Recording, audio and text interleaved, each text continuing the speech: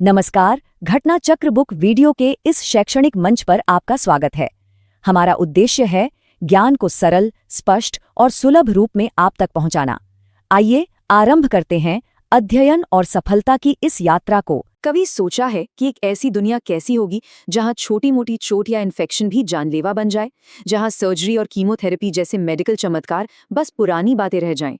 ये कोई science fiction film की कहानी नहीं है, बल्कि सुपरबग से पैदा हुआ एक असली खतरा है।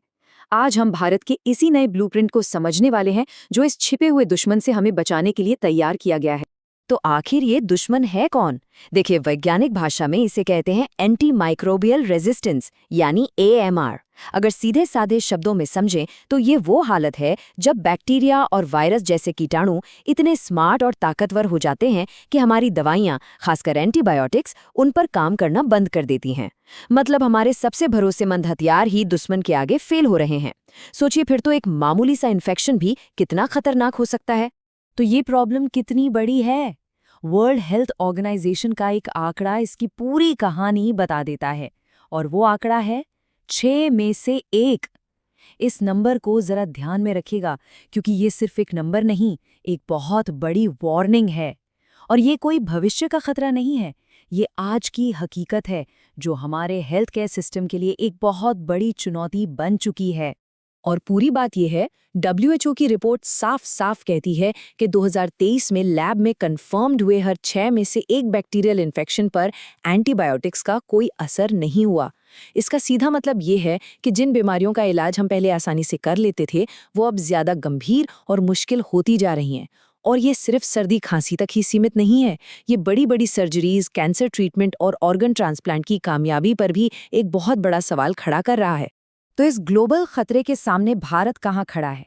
दिलचस्प बात यह है कि भारत के लिए ये कोई नई लड़ाई नहीं है। इस अदृश्य दुश्मन की आहट को भारत ने काफी पहले ही पहचान लिया था और इसके खिलाफ तैयारी भी शुरू कर दी थी। ये टाइमलाइन देखिए, इससे पता चलता है कि भारत की तैयारी 1 दशक से भी ज्यादा पुरानी है। 2010 में जब इस पर बातचीत शुरू हुई, तब दुनिया के बहुत कम देश इस बारे में सोच रहे थे, और फिर 2011 में एक नेशनल पॉलिसी बनाकर भारत ने ये साफ कर दिया कि वो इस चुनौती को कितनी गंभीरता से ले रहा है। ये शुरुआती कदम बहुत जरूरी थे, क्योंकि इन्हीं ने आने वाली इस बड़ी लड़ाई के लिए एक मजबूत नींव रखी। और अब पुराने तजुर्बों और नई चुनौतियों से सीखते हुए भारत इस लड़ाई को एक बिल्कुल नए लेवल पर ले जा रहा है। और ये है इस जंग का अगला और शायद सबसे अहम अध्याय, एक नई और ज्यादा मजबूत एक्शन प्लान। इस नई रणनीति को नाम दिया गया है national action plan on anti microbial resistance 2.0, और इसकी लॉन्चिंग का टाइम भी बड़ा खास है। इसे WHO के वर्ल्ड AMR अवेयरनेस वीक के दौरान लॉन्च किया गया। ये सिर्फ एक इत्तेफाक नहीं है, बल्कि दुनिया को एक सीधा संदेश है कि भारत की लड़ाई इस ग्लोबल लड़ाई का ही एक जरूरी हिस्सा है, और हम दुनिया के साथ मिलकर इस चुनौती से निपटने के लिए पूरी तरह तैयार हैं। और हाँ, ये कोई छोटा मोटा या टेम्पररी सुधार नहीं है। ये 2025 से 2029 तक की पूरी 5 साल की स्ट्रेटेजिक योजना है। इसका मतलब है कि ये एक बहुत सोची समझी स्टेप बाय स्टेप रणनीति है। इसका मकसद सिर्फ ऊपर ऊपर की प्रॉब्लम्स को ठीक करना नहीं है, बल्कि AMR की जड़ तक पहुंचकर भारत के हेल्थ केयर सिस्टम को आने वाले कई सालों के लिए मजबूत बनाना है।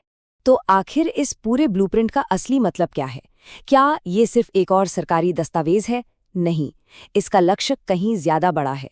ये उस भरोसे को बचाने के लिए है जो हम सब मॉडर्न मेडिसिन पर करते हैं। ये हमारे आने वाले कल की सेहत को सुरक्षित रखने के बारे में है। तो कुल मिलाके बात यह है कि ये प्लान सिर्फ एक पॉलिसी नहीं, बल्कि दुनिया के लिए एक ऐलान है। ये दिखाता है कि भारत अब इस ग्लोबल हेल्थ थ्रेट से लड़ने के लिए सिर्फ एक पार्टनर नहीं, बल्कि एक लीडर बनकर सामने आ रहा है। ये एक ऐसा कदम है जो न सिर्फ भारत के लोगों को बचाएगा, बल्कि पूरी दुनिया को एक सेफ फ्यूचर की उम्मीद भी देगा।